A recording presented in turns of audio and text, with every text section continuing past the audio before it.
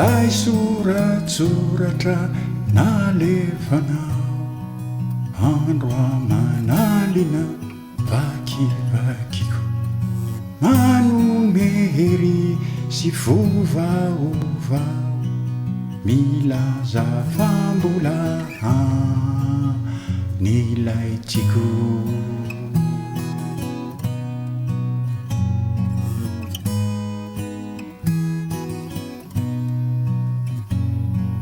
lay teny mamy naterinao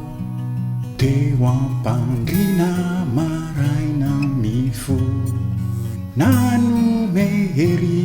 sy fovaovao milaza fambola ty ilay tiako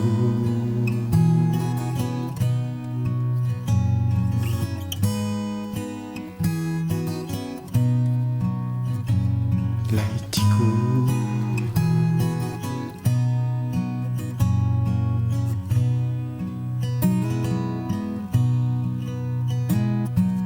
ny soratsoratra nalefanao andro amanalina vakivakiko manome hery sy fovaovao nilaza fambola nilay tiako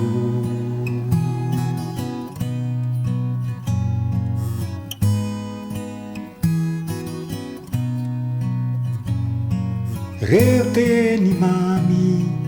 naterinao teo ampandrina maraina mifo manome hery sy fovaovao milaza fambola ty ilay tiako ilay tiako ilay tiako